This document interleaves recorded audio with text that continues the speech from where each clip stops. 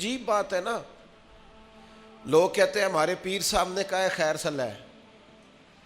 تو میں کہتا ہوں تمہارے پیر صاحب نے خیر صلی اللہ اگر اللہ کی رحمت پہ امید کرتے ہوئے کہی ہے تو انکار نہیں کرتے، ٹھیک کہا ہوگا،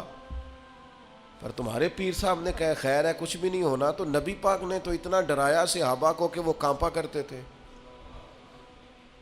ان کے تو رونگٹے کھڑے رہتے تھے، رحمت للعالمین محبوب کے پاس بیٹھنے والے۔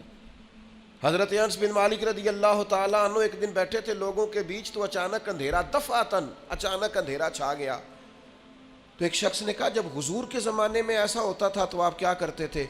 فرماتے اگر تھوڑا بھی اندھیرا ہوتا نا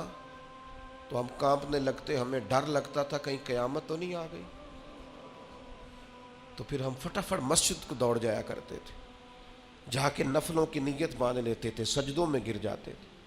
ان کو تو خوف تھا، وہ تو ڈر رہے تھے۔ سیدہ طیبہ طاہرہ حضرت عائشہ صدیقہ فرماتی ہیں حضور دعا مانگ رہے تھے، اللہم حاسبنی حسابا یسیرا،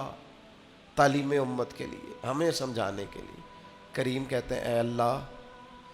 مجھ سے جب تو قیامت والے دن حساب لینا تو ذرا آسان کر کے لینا۔ فرماتی ہیں میں تڑپ گئی، میں نے کہا یا رسول اللہ آسان حساب کس کا ہوگا؟ تو حضور فرمانے لگے عائشہ آسان حساب اس کا ہوگا جس سے اللہ تعالیٰ اپنے فضل سے، کرم سے، اپنے کرم سے اللہ نظر فرمائے اور کہے جا تیرے لیے جنت ہے، ورنہ فرمایا جس سے اس نے پوچھ لیا نا، جس سے مناقشہ ہوا، جس سے بات ہوئی، جس سے سوال ہوا، جس سے کھڑا کیا گیا، اس کے لیے بڑا مشکل ہے۔